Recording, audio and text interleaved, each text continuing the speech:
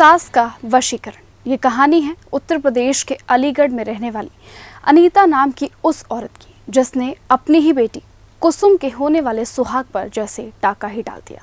उसके अरमानों का खून उसने अपने ही हाथों से कर दिया। उसकी बेटी कुसुम, जिसने सपने में भी ये नहीं सोचा था कि जिसके आंचल की छाव में वो पली बड़ी हुई है, उसके सिर से आंचल उसकी खुद की माँ ही छीन लेगी।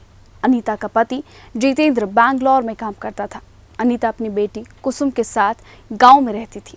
इस कहानी का दूसरा किरदार राहुल, जो उत्तराखंड में अपने जीजा के साथ रहते हुए ट्रेन में सामान बेचने का काम करता था। एक न्यूज़पेपर के मैट्रिमोनियल कॉलम में कुसुम का रिश्ता देखकर राहुल के जीजा इस रिश्ते की बात करने के लिए अनीता से फोन पर बातचीत करते हैं। अनीता के कहने पर राहुल कुसुम को देखने घर आता है। हेलो, हाँ बेटा, कहाँ रह गए आप? कब से इंतज़ार कर रहे हैं हम। अच्छा ठीक है बेटा, ठीक है। कह रहे हैं हम आ ही गए, बस आ तो नहीं गए।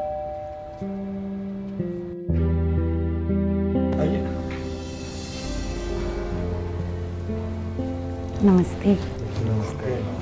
बैठिए।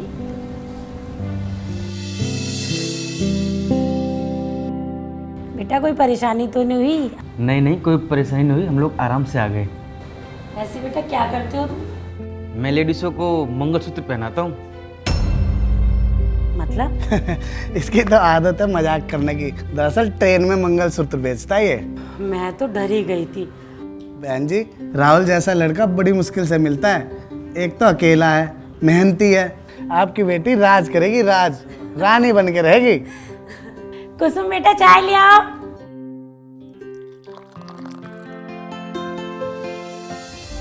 ये है मेरी बेटी कुसुम।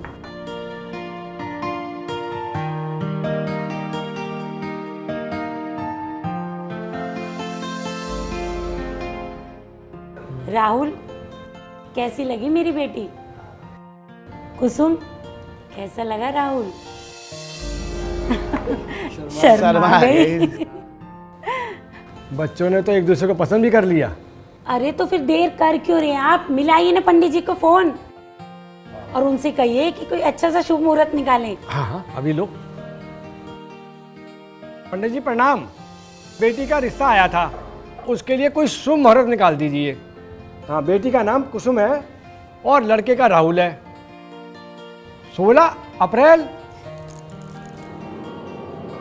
शादी की तारीख भी फिक्स हो गई है, तो अब मुंह मीठा तो बनता ही है। लीजिए। ठीक है। हाँ भी लीजिए। 16 अप्रैल की शादी की डेट फिक्स होती है, जिसके बाद अनीता का पति वापस बैंगलोर चला जाता है।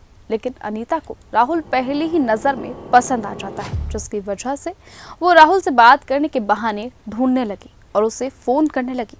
और यही बात राहुल को भी समझ आने लगती है। धीरे धीरे दोनों की बातें बढ़ने लगी। शुरुआत में किसी ने इस बात को गौर नहीं किया, लेकिन जब माँ बेटी साथ होती तो अनीता राहुल का फोन नहीं उठाती और अपनी बेटी से नजरें चुराने लगती।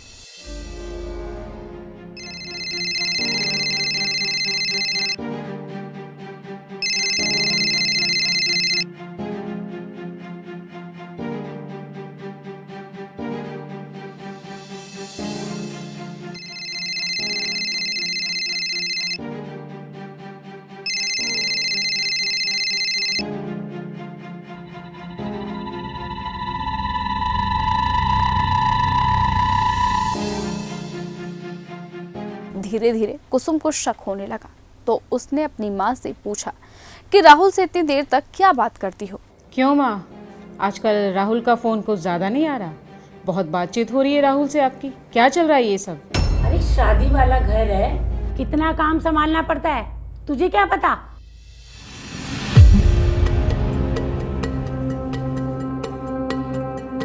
माँ ने झटक कर जवाब दिया कि शादी की तैयारियों की बात करती हूँ, तुझे क्या पता।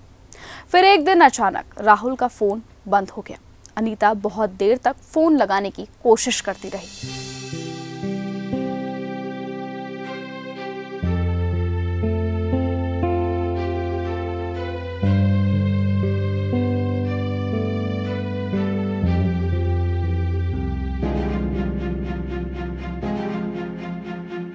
पूरा दिन हो गया है, फोन क्यों नहीं मिल रहा है राहुल का? ऐसे तो कभी किया नहीं है उसने। Unknown number. हेलो मैं राहुल बात कर रहा था। राहुल, अरे तुम सुबह से कहाँ और ये किसका नंबर है? अरे मेरा फ़ोन ख़राब हो गया था। तो ये बात तुम मुझे सुबह नहीं बता सकते थे?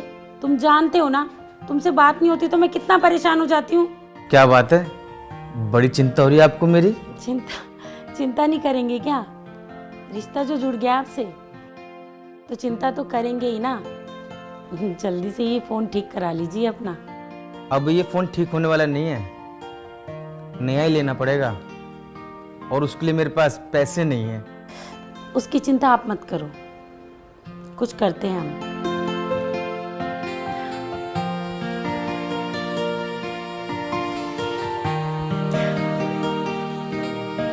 अनीता ने राहुल से बात करने के बाद अपने पति जितेंद्र को फोन किया और कहा कि राहुल के लिए नया फोन ऑनलाइन भेज दो। जितेंद्र ने कहा कि शादी की तारीख यानी 16 अप्रैल नजदीक है, ऐसे में राहुल को तोहफे में एक अच्छा सा फोन दे देंगे। लेकिन अनीता ने जिद कर राहुल को उसी दिन जितेंद्र से एक नया फोन दिलवा दिया। नए फोन मिलने के बाद राहुल और अनीता दिन में 22-22 घंटों तक बात करने लगे। एक बात बताएं, जब उस दिन आपने मंगलसूत्र वाली बात करी थी ना, सच कह रहे हो तो डर ही गए थे। अब देख लीजिए, शादी की तारीख पक्की हो गई है। ऐसे ही चलता रहा ना तो फिर बेटी से शादी हो जाएगी, सोच लीजिएगा आप। मुझे ना तुम्हारी बेटी में जरा भी इंटरेस्ट नहीं है, जरा सा भी। पता है मुझे। इतनी प्यारी और हॉट सेक्सी तुम लगती हो, वो तो एकदम क्या बताऊं। छुपाते काहे को, फिर बता दो ना दुनिया को। तुम चिंता मत करो, हम अपनी दुनिया कहीं और बसाएंगे। आ जाओ तुम मेरे पास। देखेंगे।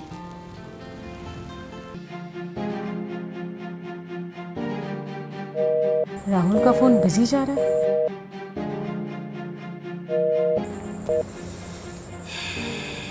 राहुल का फोन सुबह से अभी तक बिजी, ये किससे बात कर रहा है? एक बार मम्मी को ट्राई करती हूँ फोन। मम्मी का फोन भी बिजी जा रहा है, ये चल क्या रहा है? धीरे धीरे कुसुम को अपनी मां पर शक होने लगा कि कहीं वो उसके और राहुल के बीच खड़ी तो नहीं हो गई है, जिसकी वजह से कुसुम बाद में अपने पिता को बेंगलुरु से फोन करके काम का बहाना बनाकर घर वापस बुलाती है। अब मैंने तुम्हें देखा ना, बड़े कमजोर लग रहे थे, अपना ध्यान रखा करो। बस तुम रहो और मैं रहूं, सब हो जाएगा। हाँ बस जल्दी मिलेंगे। अनीता, अच्छा चलो मैं फोन रखती हूँ, तब वो आ गए। ठीक है।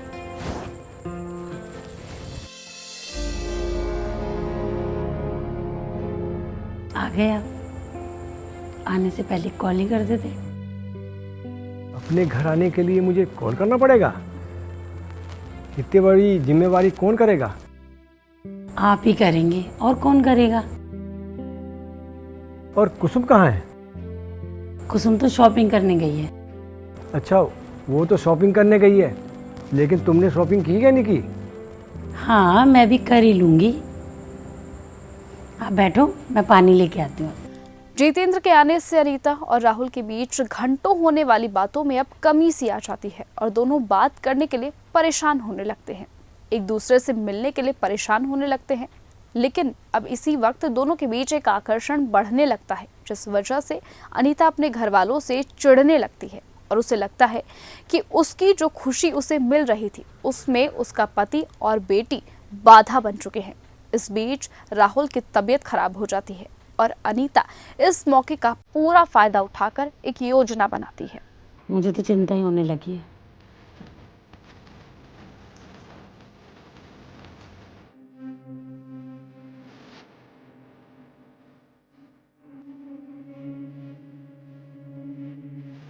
क्या तुम फोन पे लगी रहती हो? कभी फोन को छोड़ दिया करो। कुछ पता भी है किससे बात कर रही हूँ मैं? बिना सोचे समझे बोल देते हो। किसका फोन है? राहुल का फोन है। अच्छा, अरे बीमार हो गया है वो, और अब उसका जीजा भी उसके साथ नहीं है। मुझे तो बेचारे की चिंता हो रही है। अरे ये तो बहुत बुरा हुआ उसके साथ। तो फिर बेचारा अकेला भी बैठा रहे। अब मैं सोच रही हूँ कि उसको देख के आऊँ और 2-4 दिन उसकी देखभाल भी करके आऊँ। तो मैं भी चलता हूँ। तुम साथ चल के क्या करोगे? शादी वाला घर है, साथ चल पड़ूं? अरे कितने काम ऐसे हैं जो तुम्हारे बगैर नहीं हो सकते। कुछ तो सोच समझ के बोला करो, साथ चलेंगे। तुम एक काम करो, कुसुम को साथ ले जाओ, राहुल को अच्छा लगेगा। वो बेचारा बीमार है ना।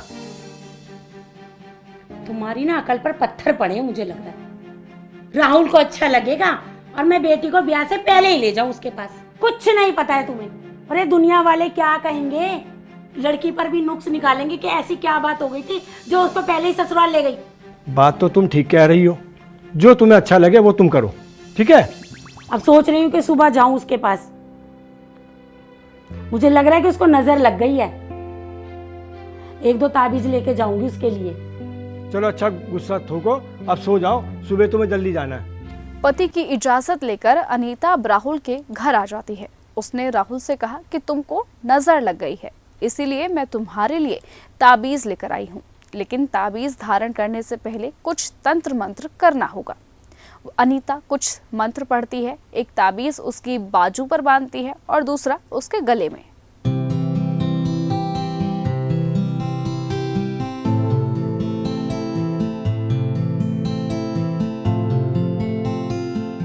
ये ताबीज है, अब तुम बिल्कुल ठीक हो जाओगे। और एक ये ताबीज है तुम्हारे गले के लिए, तुम्हें बहुत नजर लगती है, अब तुम्हें बिल्कुल नजर नहीं लगेगी। लेकिन राहुल को किसी की नजर नहीं लगेगी।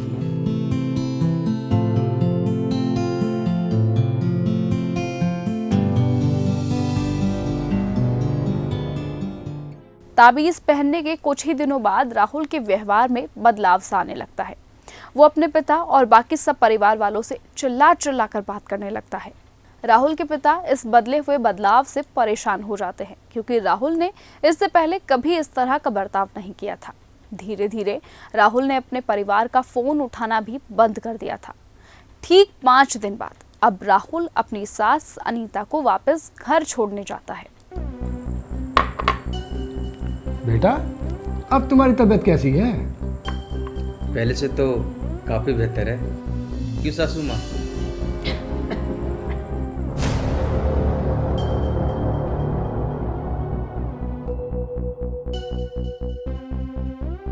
शादी के कार्ड आ गए, एक बार इस पे नजर डाल लो। अरे वाह, कार्ड तो आपने काफ़ी अच्छी बनवा ली है। देखो तो। अजी सुनिए, शादी का कार्ड सबसे पहले मेरी बहन के घर जाना चाहिए। कुसुम को अपने बच्चों से ज्यादा प्यार करती है। अरे चले जाएंगे वहाँ भी, राहुल आया है ना, इससे कुछ बात तो कर ले। नहीं ससुर जी, मैं तो केवल उनको छोड़ने आया था। मुझे अपनी अगली ट्रेन से घर भी जाना है। क्यों सासू माँ?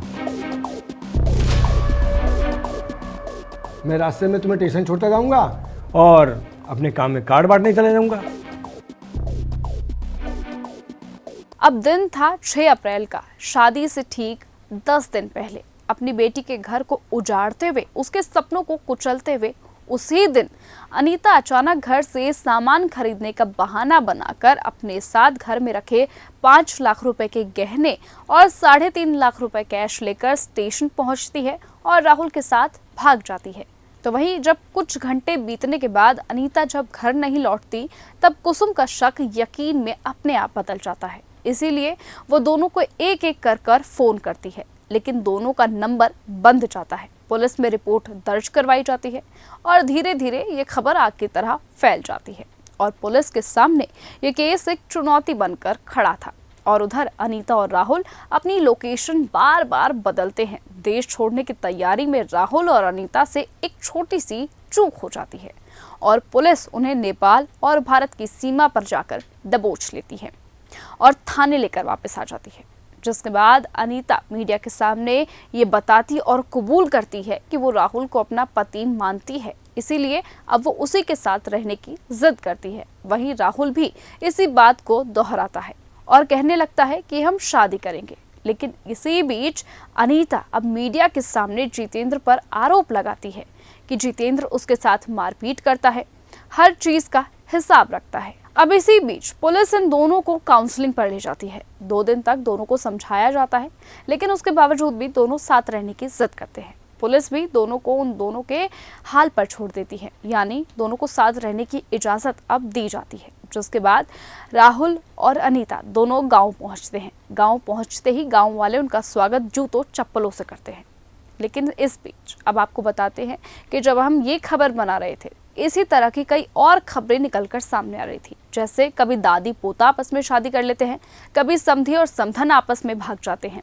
लेकिन इस बीच एक मासूम कुसुम की जिंदगी जो इस वक्त बर्बाद हो चुकी है, उसके आने वाले समय में क्या होगा वो देखना होगा। लेकिन फिलहाल क्या आप सोचते हैं कि इन्हें सजा मिलनी चाहिए या फिर नहीं? कमेंट में अपनी राय जरूर बताएं और ऐसे ही लेटेस्ट अपडेट और खबरों के लिए आप बने रहें और लगातार देखते रहें न्यूज़ गंगा। नमस्कार।